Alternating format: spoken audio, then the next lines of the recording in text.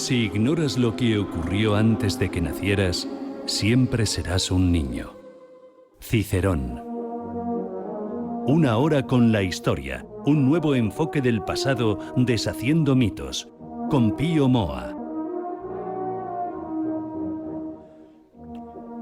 Pues una semana más en una hora con la historia, una hora con Don Pío Moa, hablando no solo de historia, también hablamos de actualidad. Hablamos de las reflexiones de las que nos cuenta Don Pío Moa en su blog Más España, Más Democracia, www.piomoa.es. Don Pío, ¿cómo está? Bienvenido. Hola, muchas gracias. Bueno, Pues seguimos, nos lo habíamos dejado. bueno, la verdad es que habíamos hablado de empezar con algún aspecto anecdótico, histórico, y luego ya seguir como siempre, para Sí, sí. darle un poco, o sea, la parte anecdótica de la historia llama mucho más la atención de la mayoría y tiene interés porque casi siempre tiene un significado, ¿no? Y habíamos hablado del corazón de Macià. O sea, Francisco Macià o Francesc Macià, pues es considerado el mayor héroe del separatismo catalán en el siglo XX. Y, en fin, el motivo de su heroísmo fueron lo que se llama los hechos de Prats de Molló. Básicamente fue que en tiempo de la dictadura de Primo de Rivera, pues Macià, que había sido coronel del ejército español, pero se había pasado al separatismo, pues en 1926 organizó una invasión de Cataluña para provocar una insurrección general en la región, ¿no? Desde Prats de Molló, que es un pueblo ahí cerca de la frontera, en la Cataluña francesa, podríamos decir, ¿no? La Cataluña que se quedó para Francia debido a la revuelta en fin, las revueltas que hubo en el siglo XVIII, ¿no? Y perdón, el XVII. Del 17, eso es. Sí. Y este Macià tenía la idea, formó un grupo de milicianos, de supuestos soldados, ¿no?, para empezar la invasión, que él creía que iba a provocar una insurrección general en Cataluña. Y bueno, desgraciadamente la gendarmería francesa pues se enteró, los detuvo y ahí acabó todo, ¿no? Aunque no sin una especie de declaraciones terribles, ¿no? Demasiado, hay que luchar hasta la muerte allí, una cosa, porque se lo permitió la gendarmería pasar revista a las tropas, los que pudieron capturar los gendarmes, porque la mayor parte huyeron, ¿no?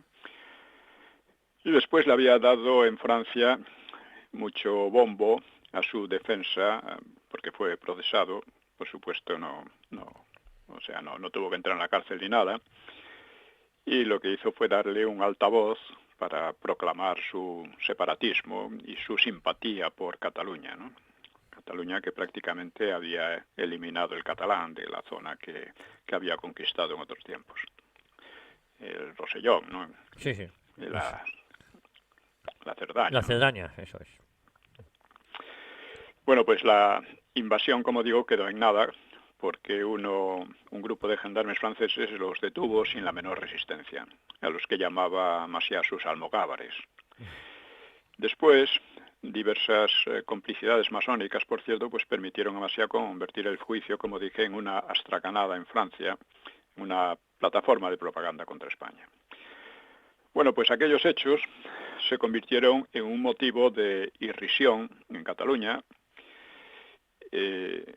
pero por una reacción sentimental que no es inhabitual en algunas circunstancias históricas cambiantes, pues Macià se convirtió en héroe nacionalista o separatista al llegar a la República. Y eso lo recordaba asombrado Cambó. Dice, ¿cómo es posible que una cosa tan ridícula pues ahora se ha convertido en una especie de hazaña épica, ¿no? Y ya dentro de de la República, pues procedió a algunas maniobras golpistas, sin consecuencias afortunadamente, y luego murió en diciembre de 1933. Y en una ceremonia macabra, que algunos dicen que era masónica, pues le arrancaron el corazón y lo guardaron en una urna, ¿no? En formol, ¿no? Y hacia el final de la Guerra Civil, pues Tarradellas se llevó el corazón a Francia. Primero advirtió a la familia que habían trasladado el cadáver a un panteón diferente para evitar profanaciones, porque ellos pensaban que en cuanto llegaran los nacionales, pues iban a profanar la tumba, ¿no? Así que para salvarla y evitarlo, pues se llevaron. Y el corazón, que ellos llamaban el corazón de Cataluña, se lo llevaron a Francia, al exilio. Bueno, pues llegada la transición, lógicamente había que el Ayuntamiento de Barcelona preparó una gran ceremonia para devolver el corazón a su lugar de origen. Pero he aquí que el cadáver no se hallaba en el panteón que habían dicho que se habían trasladado, sino en su tumba original. Y porque los nacionales no la habían profanado, simplemente la habían dejado tal cual, ¿no? Aquí los profanadores son más bien los de izquierda, ¿no? Los de izquierda. Como ha pasado con el Valle de los Caídos, ¿no? Y la sorpresa mayor se produce cuando se encuentra que el corazón no había sido extraído del cuerpo del pobre Macià, sino, bueno, había sido extraído, pero estaba junto con las vísceras en una urna aparte, ¿eh? Claro, eso provocó un escándalo y que fue eficazmente tapado y olvidado. Pero digamos que el problema es de quién era el corazón entonces que traía Tarradellas del exilio. Nunca se sabrá, lógicamente, ¿no? Bueno, la verdad es que esto es una anécdota un poco macabra, ¿no? Pero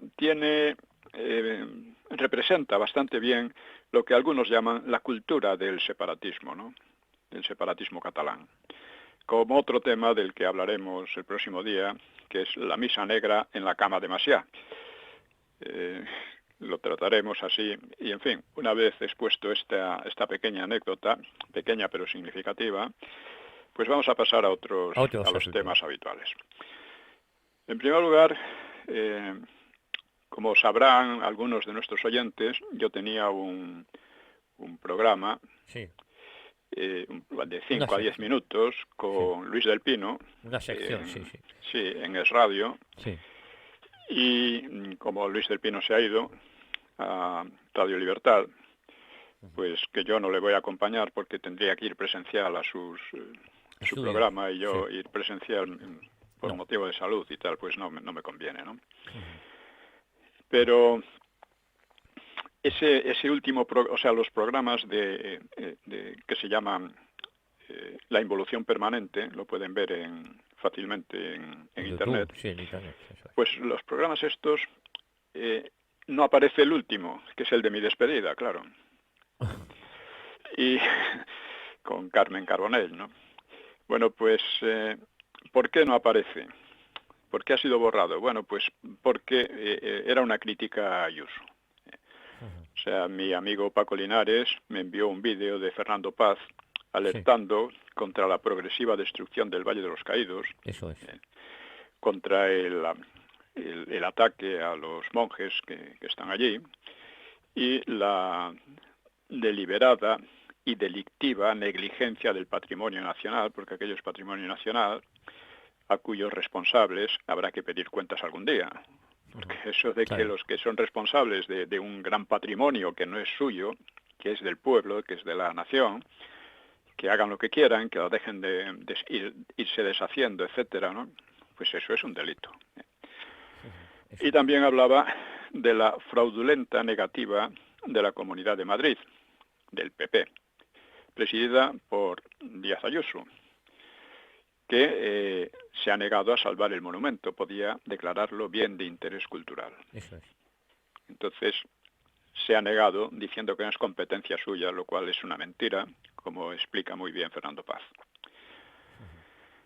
Y esto lo pueden ver, hay un vídeo que recomiendo, Ayuso deja morir el Valle de los Caídos, lo pueden buscar en YouTube. En un canal que se llama El Búnker Bar.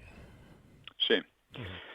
Bueno, el problema del Valle de los Caídos no es ni mucho menos de preferencias políticas, porque afecta al patrimonio artístico de España y afecta a su propia historia, que quieren borrar, al estilo staliniano, los herederos del Frente Popular. O sea, el ataque al Valle es un crimen de dimensión histórica, y tan histórica como cuanto que la profanación de la tumba de Franco lo es doblemente, no solo por el hecho en sí, sino por la complicidad pasiva de la Iglesia, ¿no?, que fue salvada del exterminio por Franco, casualmente, ¿no? También de la monarquía, en definitiva, que con estas cosas, pues al final se la juega, porque la monarquía viene de una decisión de Franco también. Y por supuesto, con la complicidad bien clara del PP. El PP que quiere olvidar también su pasado. El Valle de los Caídos, aparte de toda la significación histórica y política, pues, es sin duda el monumento más grandioso y más armónico erigido en Europa o quizás en el mundo en el siglo XX. O sea, verlo por primera vez es que corta la respiración. Y el mismo Paul Preston, con todo su sectarismo, admite que es una maravilla, porque lo es, aunque luego mienta sobre su supuesta construcción por presos republicanos. Aparte de su inestimable valor artístico, el valle tiene un doble valor histórico. Primero, como símbolo de la victoria sobre un frente popular que había destruido lo que tenía la República de Democracia y aspiraba a destruir la nación española, sovietizándola o disgregándola. Y luego como símbolo de reconciliación nacional, una reconciliación que era ya evidente en los años 40, cuando la lealtad de la gran mayoría de los españoles al régimen de Franco, pues impidió, por ejemplo, que el maquis arraigara en la población, y eso fue la causa esencial de su fracaso, y permitió al franquismo afrontar los graves peligros de la guerra mundial y después desafiar y vencer el aislamiento impuesto por soviéticos, anglosajones y otros.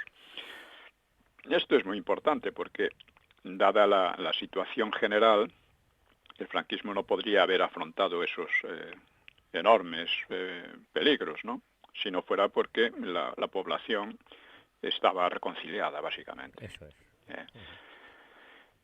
Bueno, pues desde principios de este siglo asistimos a una campaña persistente y mafiosa por parte de los talibanes herederos del Frente Popular para destruir o resignificar el monumento, atentando delictivamente contra el patrimonio histórico artístico de España.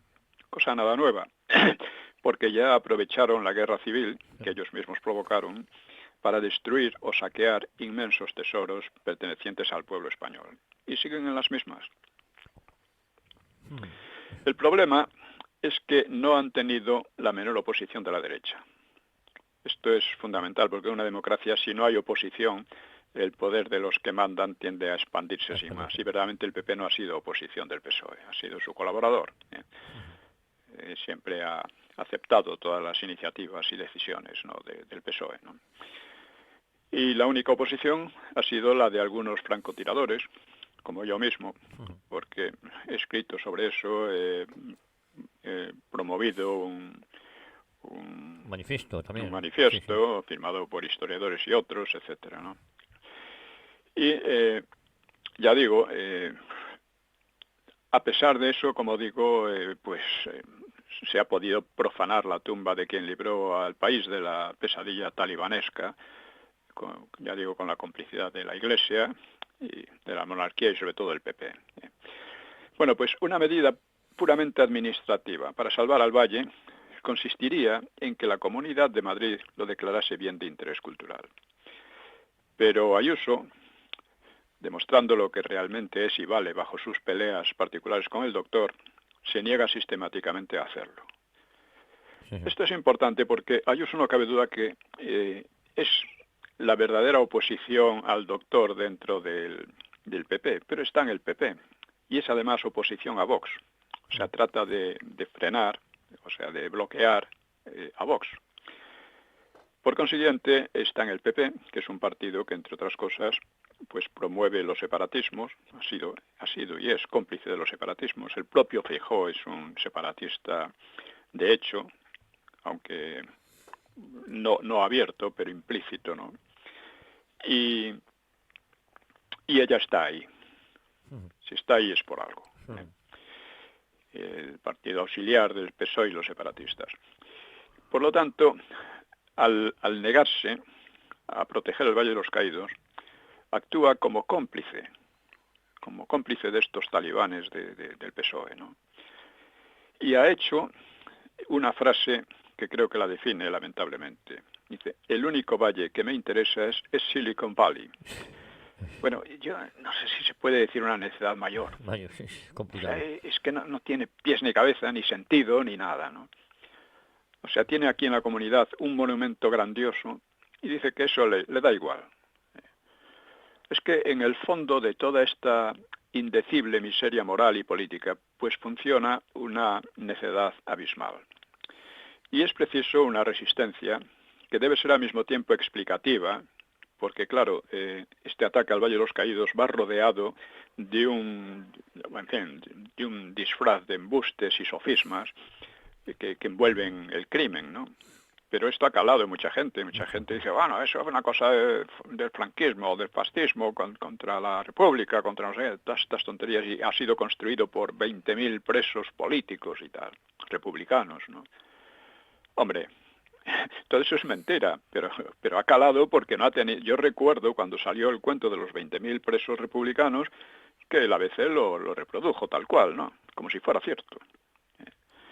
Sí. Claro, yo sugiero a Vox que sea valiente y explique las cosas sin complejos.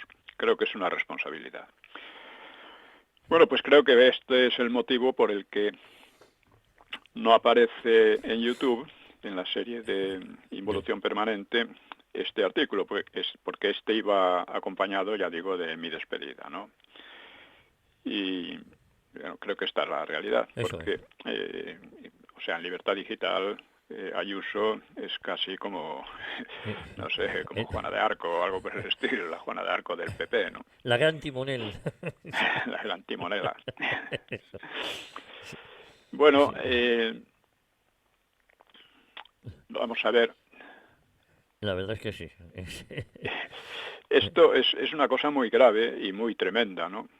Y vamos a hablar de otros temas pequeños, pero que son importantes, ¿no? Yo hace unos días expuse en El Gato al Agua unos argumentos en pro de la neutralidad de España ante los preparativos de guerra europea que se están desarrollando, ¿no? El vídeo ha tenido bastantes más visitas de lo habitual y gran número de comentarios, casi todos a favor. De lo cual deduzco que el miedo de Vox a quedarse aislados si defiende la neutralidad es un miedo imaginario. Hay mucha gente que quiere la neutralidad, pero que no tiene voz, porque nadie se la quiere dar. Y esto en una democracia es grave. Muy grave. La neutralidad es la única postura conveniente y necesaria para España. Máxime, como digo, cuando se prepara una nueva gran guerra. Y todo el problema se reduce a explicarlo con claridad y con argumentos convincentes a la opinión pública. El vídeo lo pueden ver aparece parte de mi intervención, aparece en YouTube como no tenemos conflicto con Rusia, pero sí con la OTAN, El Toro Televisión. Ha habido también una noticia importante, también histórica, ¿no? Y es que en las elecciones portuguesas el partido Chega, pues duplicó muy ampliamente sus votantes y cuadriplicó su representación parlamentaria. La manipulación desinformativa lo presenta siempre como extrema derecha. Y estas palabras condensan significados amplios, ¿no? Y habría que buscar una palabra o una expresión que en España defina al consorcio PP-PSOE separatistas. Eso es. Sobre el 11M, del que se ha cumplido el 20 aniversario, y en fin, que ya no es judiciable. Ha prescrito todo, efectivamente. Claro, ha prescrito. Pues, ¿qué sabemos de él? Pues sabemos una cosa, y que es la más importante históricamente, y es que el PSOE aprovechó la matanza con una agilidad sospechosa para relacionarla con la decisión de Aznar de meter a España en Irak sobre texto de las armas de destrucción masiva, a las órdenes incondicionalmente de USA y de Inglaterra. Esta fue una medida desastrosa de Aznar, que repercutió en la política interior de la manera que hemos visto. O sea, las órdenes de Gibraltar, vamos a decir. Y sabemos que los grandes beneficiarios del crimen fueron los socialistas y, por repercusión, la ETA y los separatistas, que fueron claves en la política posterior de Zapatero. Sobre los autores del 11M, como digo, no lo sabemos. Una hipótesis que no se suele barajar, pero creo que tiene alguna lógica, es una hipótesis, no es una realidad, claro, es Marruecos. Mohamed VI dice haberse sentido abofeteado y humillado por el incidente de Perejil. Mohamed odiaba a Aznar, pero era muy amigo de Zapatero, y a Zapatero le otorgó las máximas condecoraciones de su reino. Esto no debe olvidarse, ¿no? Y, claro, que tuviera Marruecos los servicios marroquíes detrás del 11M, pues no es una certeza, claro, pero tiene su lógica y sería interesante que alguien lo investigara. Otro tema reciente ha sido el Día de la Mujer. Se ve que los demás días son del varón, ¿no? Yo creo que en la diferenciación sexual existe una básica economía de esfuerzos, digamos, biológica, ¿no? El varón se encarga, aunque no exclusivamente, de la alimentación y la mujer de la continuidad de la especie, ¿no? Tampoco exclusivamente, pero fundamentalmente. Y como la vida se alimenta de la vida, pues la alimentación, la lucha por la alimentación implica lucha y además una crueldad elemental, ¿no?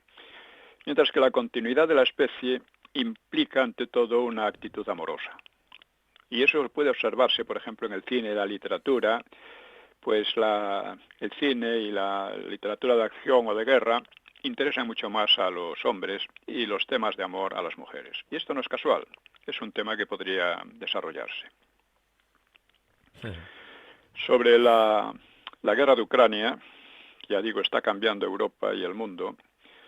Leo un analista que dice que ganar a Trump sería una gran alegría para Putin. No, sería una gran alegría para la paz en Europa. Esto es, si Trump luego cumple con sus sugerencias, porque lo clásico de estas cosas es que no se cumplan, pero bueno, puede que sí. En su mandato anterior, la verdad es que USA no se dedicó a promover guerras exteriores, como sí han hecho los demócratas, el Partido Demócrata en USA, ¿no? Y ha habido un hecho interesante, y es el cese o dimisión, probablemente más cese que dimisión, del Victoria Nuland, una verdadera arpía pendenciera, que fue la que más ha contribuido a encender la guerra de Ucrania. Y esto podría significar que USA abandona a Zelensky, dejándole el embrollo a la Unión Europea. Lo dudo porque la Unión Europea está por la labor y prepara la guerra con el pretexto de que Rusia es quien la prepara, pero USA y la UE, la Unión Europea, afirman que no pueden permitir que Rusia gane en Ucrania. No pueden permitirlo porque temen que a continuación invada Polonia, por ejemplo. Pues yo creo que no. Lo temen porque la necesidad de la propia OTAN quedaría en entredicho. Claro. O sea, ¿para qué nos sirve? Mucho más en entredicho que cuando su derrota en Afganistán. Y por eso el peligro de que la guerra se expanda es muy, muy grave. Es muy serio y a nosotros nos compete mucho. Sobre esto hay mucho que hablar y analizar, cosa que aquí no se hace. Aquí la inmensa mayoría de los medios, como quien oye llover, no se enteran, ¿no? Ese es el nivel que hay, ¿no? ¿Qué hay? Bueno. Y ya digo, también puede ser que efectivamente USA admita que la OTAN ya no tiene mucho sentido. En realidad no tenía mucho sentido después de la caída de la Unión Soviética, ¿no? Pero que no tiene mucho sentido y que a la chita callando dejen esto y vamos a ver en qué queda todo. Hay un tema que me interesa también, que lo he señalado varias veces, y es cuando decimos Occidente, no nos referimos a un todo homogéneo. O sea, de hecho hay tres occidentes con diferencias considerables. Hay el occidente anglosajón, que es el más poderoso con diferencia.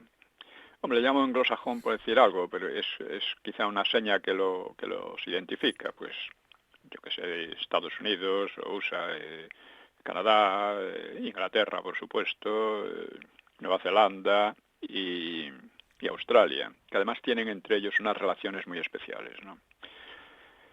Y ya digo que es el más poderoso, es el occidente más poderoso, aunque ahora afronte crisis derivadas de sus últimas guerras, ¿no? Sus fracasos en sus últimas guerras, ¿no? Luego está el occidente centroeuropeo, que funciona en torno al eje franco-alemán. En torno a él pues se agrupan otra serie de países, ¿no? Y que parece estar preparando una guerra en Europa, ya digo, sugestionado por el bloque anglosajón. Y luego está el occidente hispánico, que es casi insignificante hoy, pero con una potencialidad evidente, si se le presta atención, que desde la transición se ha dejado de prestársela. Y bueno, quiero decir también un problema muy revelador, que es la clave de los problemas que tenemos en España, el problema de la democracia, es la ausencia de oposición, como antes mencioné un poco, hasta la llegada de Vox. Hasta la llegada de Vox no ha habido oposición en España, porque el PP prácticamente recogía todas las posiciones ideológicas y políticas del PSOE y de los separatistas. Simplemente las matizaba un poquillo, pero básicamente las ha seguido siempre. Sea la memoria histórica, sea la ideología LGTBI, sea, en fin, la idea de que la supeditación de España a la burocracia europea, vamos, de Bruselas, etcétera, etcétera, ¿no? Pero en democracia la oposición se precisa para contener la tendencia del gobierno a expandir su poder y a asfixiar las libertades. Sin embargo, el que exista una oposición oficial, pues no es una garantía, porque un partido de oposición puede conchavarse con el de gobierno para repartirse cargos y dineros de manera amistosa y dialogante, ¿no? Como aquí se ha venido diciendo, ¿no? Y como ha pasado en España. Y también la oposición puede lanzarse con el gobierno pues a una carrera de demagogias que al final socavan todo el sistema. Aquí el problema principal ha sido más bien el de la colaboración, de la democracia de amigachos, como diría Azaña, o también como se dice el capitalismo de amigotes, que no funciona, vamos, funciona como un sistema de corrupción, ¿no? La democracia no es una palabra mágica, como aquí suele tratarse, sino que tiene sus peligros, como cualquier otro régimen, ¿eh? Y es necesario ver esos peligros, porque aquí todo el mundo habla de democracia y se dice demócrata, pero a saber lo que se entiende por eso, ¿eh? Bueno, pues con estas breves reflexiones, creo que podemos pasar al tema de hoy, ¿no? Sí, que estamos hablando de los mitos del franquismo, que los mitos más bien del antifranquismo, los ataques al franquismo, ¿no? Y pues es muy importante porque la cuestión clave de la evolución española, la evolución política, es precisamente la aclaración de lo que significó el franquismo, que básicamente significó la continuidad histórica de España frente a un frente popular que podía disgregarla o podía sovietizarla. Y de ahí salió, ya hemos visto en otras ocasiones, la democracia refrendada, de la ley a la ley, refrendada por gran mayoría en el referéndum de 1976, y de lo que viene todo lo demás. Cuando se ha traicionado esto, es cuando se está llegando a la situación de golpismo en que estamos ahora. Bueno, pues vamos a tratar ahora la cuestión del aislamiento. El aislamiento es una cosa que se le ha achacado al régimen como si fuera culpa suya. El régimen no había participado en la guerra civil, en la guerra mundial, y no tenía por qué ser aislada. pero lo fue acusándola de que era un régimen fascista y demás, ¿no? Bueno, si hubiera sido un régimen fascista, habría entrado en la guerra al lado de Alemania y de Italia, claro. Bueno, pues el aislamiento pudo haber provocado una gran hambruna en España. No lo provocó gracias a las iniciativas del franquismo, a la iniciativa diplomática con Argentina. Con Argentina, claro. Con Argentina, la importación a crédito en buenas condiciones de trigo y de carne, etcétera, ¿no? Y al final, pues, pero no obstante, pues provocó dificultades, claro. Pero llegó un momento en que fue derrotada. El 14 de diciembre de 1955, España ingresaba en la ONU. En la ONU. Habían pasado 9 años justos desde que la misma ONU decidiera aislar a España, retirar a los embajadores, etcétera. Finalmente, las Naciones Unidas claudicaban y hasta Moscú apoyaba la admisión de España. La apoyaba por conveniencias de otro tipo, claro, pero tuvo que apoyarla, ¿no? Y Franco comentaba al día siguiente: no tengo demasiada fe en la labor de la ONU, pero de todas formas es un bien que las naciones se reúnan para discutir los asuntos en que discrepan. Ayer Rusia votó a España ante la amenaza de que las naciones americanas y árabes no votasen la admisión de naciones que son satélites suyos. O sea, una cuestión de conveniencia.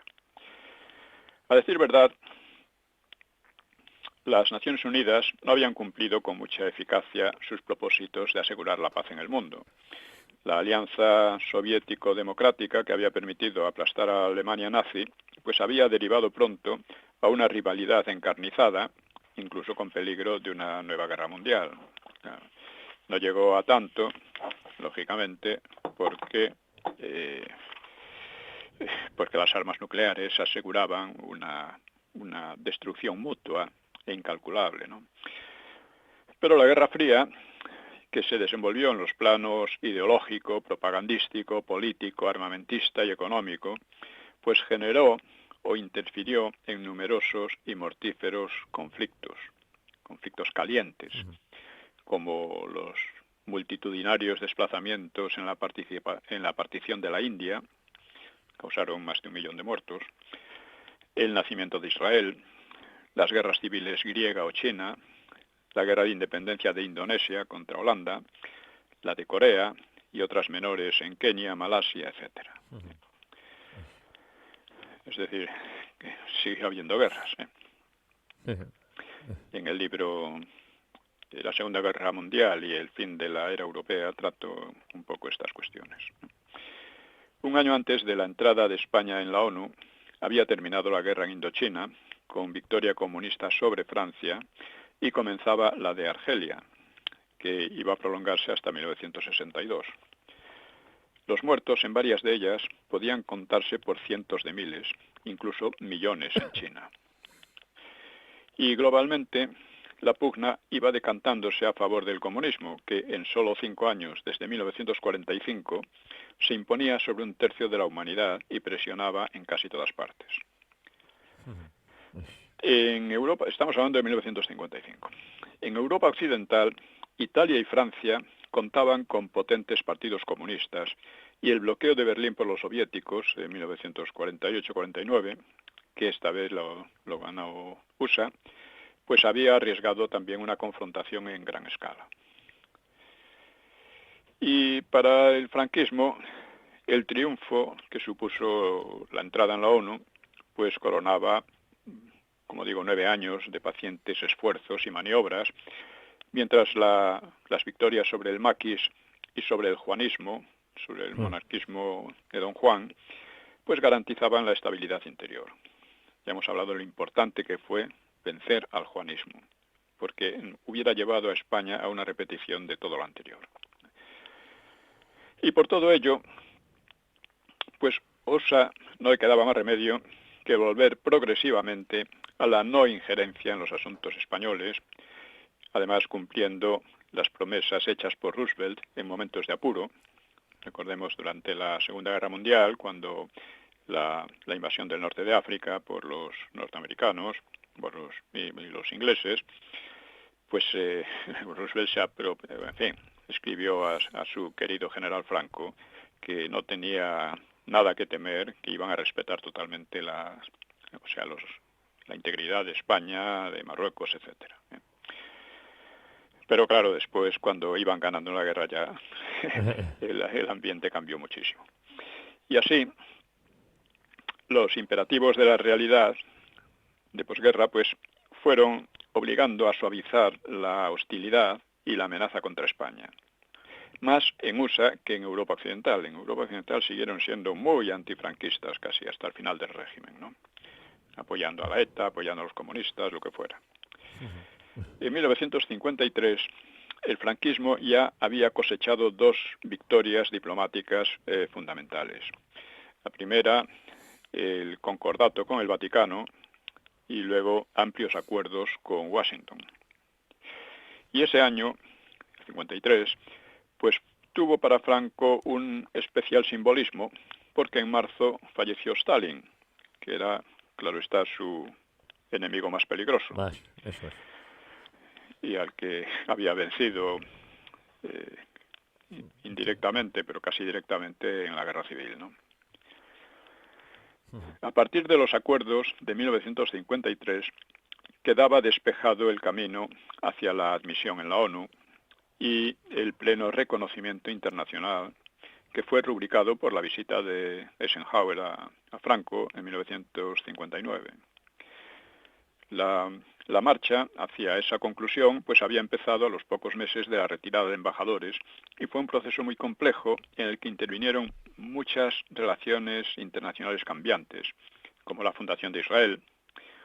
O sea, Madrid no reconoció el nuevo Estado de Israel porque lo que le convenía diplomáticamente era el apoyo de los países árabes, porque eso le ayudaron a entrar en la ONU, junto con los hispanoamericanos, ¿no? Y, por otra parte, Israel pues apoyó por 2 veces el aislamiento de España, a pesar de que España había sido casi el único país que había ayudado a los judíos durante la Segunda Guerra Mundial, ¿no?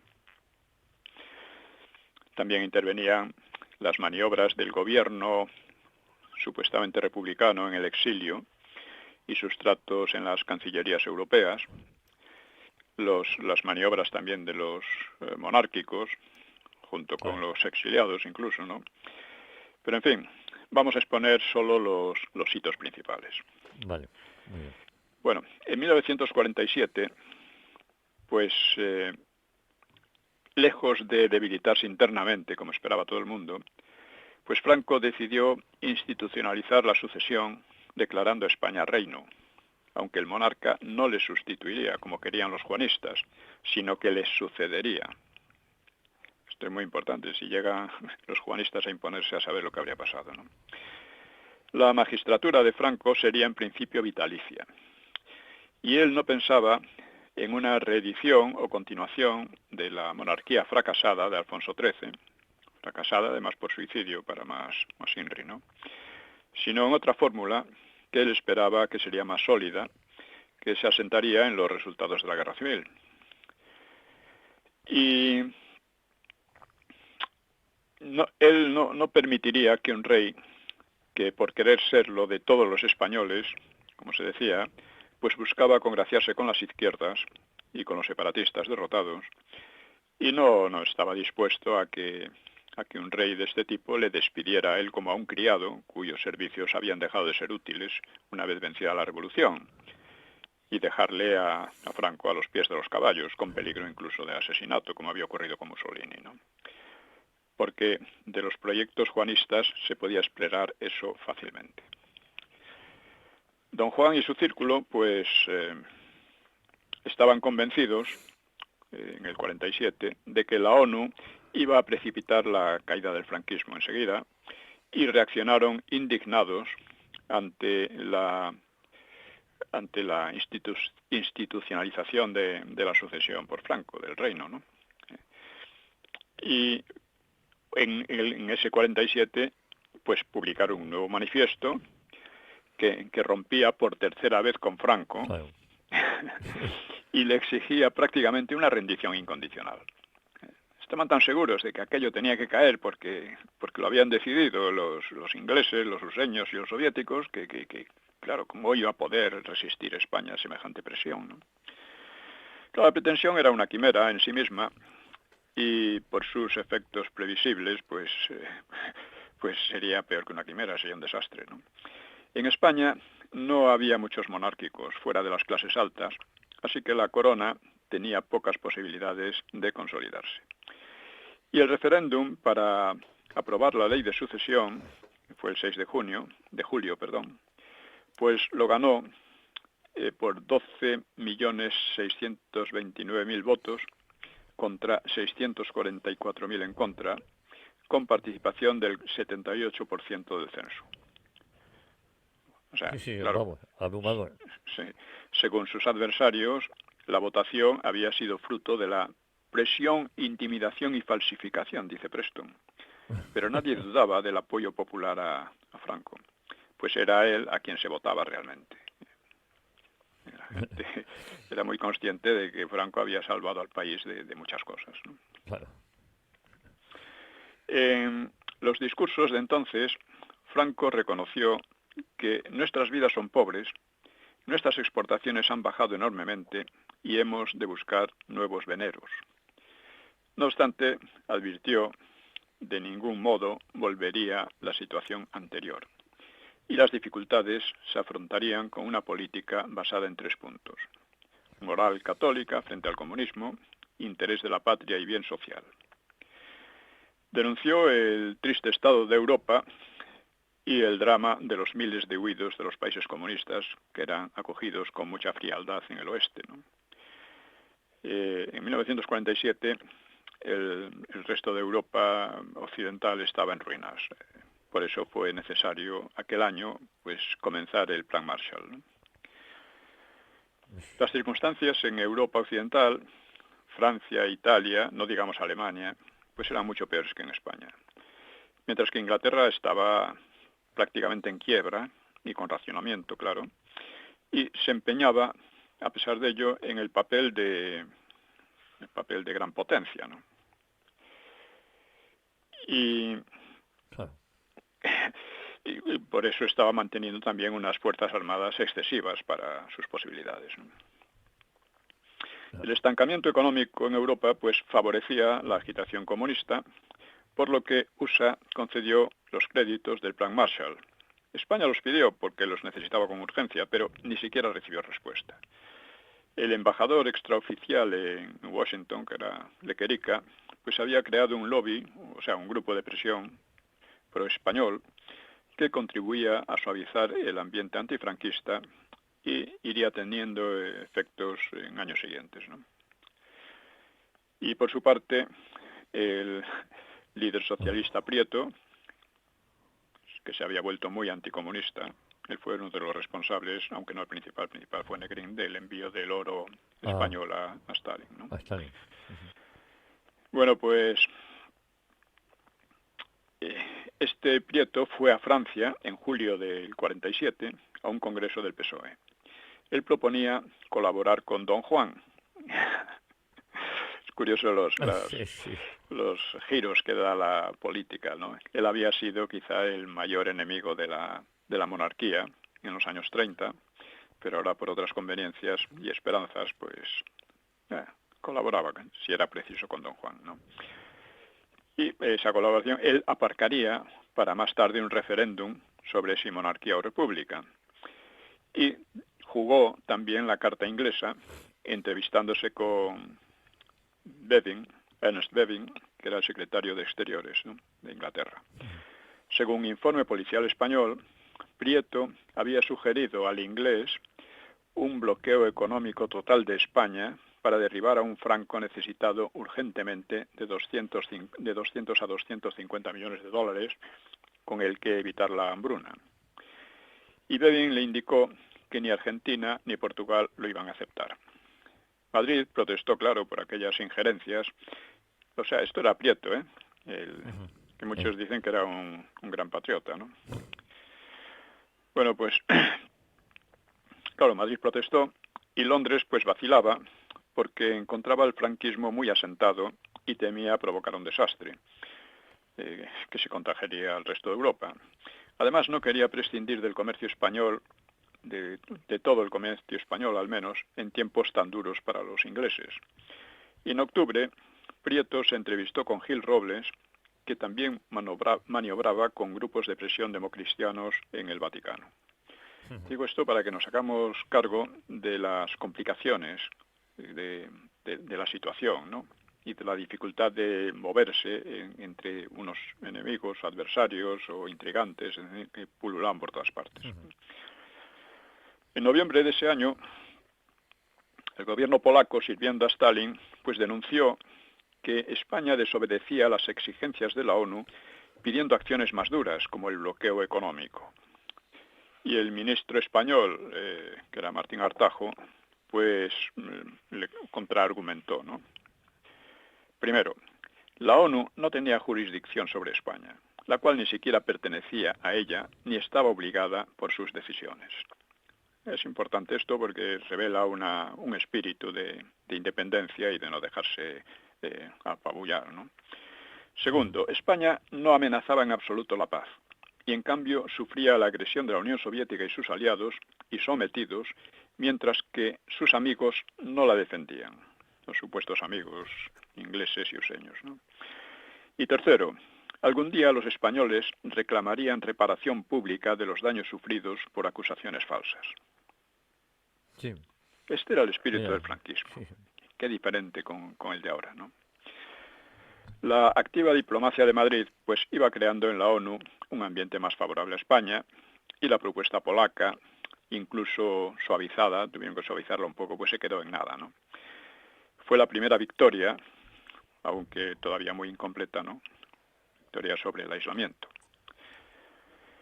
Y un fruto de la acción de Lequerica, el 30 de marzo de 1948, pues fue que la Cámara de Representantes de Washington pues aceptó por 159 votos contra 52 la propuesta de incluir a España en el Plan Marshall. Sin embargo, Truman la vetó, arguyendo que en España no había libertad religiosa. O sea, los protestantes españoles, que eran menos de 7.000, era una masa, ¿no? Pues disponían de tolerancia, pero sin culto público. Truman, que en definitiva el hombre de Hiroshima y Nagasaki, se sentía moralmente superior al fascista Franco y le perjudicaba. Y como era un masón muy activo, pues le irritaba el antimasonismo franquista. Y en Madrid, pues se entendió que lo que pretendía Truman era volver a introducir en España a los masones, a los hijos de la viuda, que es como se denominan ellos mismos, ¿no? España, por tanto, debería contar solo con sus propias fuerzas. Y como consolación parcial, la banca privada useña recibió autorización para negociar préstamos a España. Aquel año también hubo acuerdos comerciales con Inglaterra y Francia abrió la frontera que había cerrado en 1946. Hubo una polémica muy interesante entre los laboristas ingleses y Kolakowski, que era un intelectual y político polaco que había sido stalinista y se había desengañado por la experiencia. Y le decía, mire usted, ustedes hablan de España como un país totalitario. Un país totalitario no podría vivir con las fronteras abiertas. Y España tiene las fronteras abiertas siempre. El único momento en que se las cerraron fue Francia, durante 2 años. Eso es conveniente recordarlo, ¿no? Sí. Bueno, pues el 25 de agosto los juanistas recibían un tremendo jarro de agua fría. Estamos en el 48. Sin consultarles ni informarles, pues don Juan, o sea, se reunía con Franco en el modesto yate de Franco, el Azor, ¿no?, frente a San Sebastián. Los juanistas, los propios que eran partidarios también de acuerdos con Prieto y tal, ¿no? Bueno, Gil Robles, en sus diarios, no podía expresar mejor la sorpresa de los consejeros del conde, ¿no?, el conde de Barcelona, don Juan. El día 27, al saber la noticia, la declaró imposible. Y al tener que admitirla, quedó anonadado. Dice, en el transcurso de la noche, Vegas y Bravo me telefonean, desorientados y alarmados. Primero, el rey ha dado un paso de esta gravedad sin contar con sus habituales consejeros. Segundo, ha asistido a la entrevista no un elemento cualquiera de su consejo privado, sino el jefe de su casa. Tercero, ha habido un especial empeño en que yo ignorase lo ocurrido.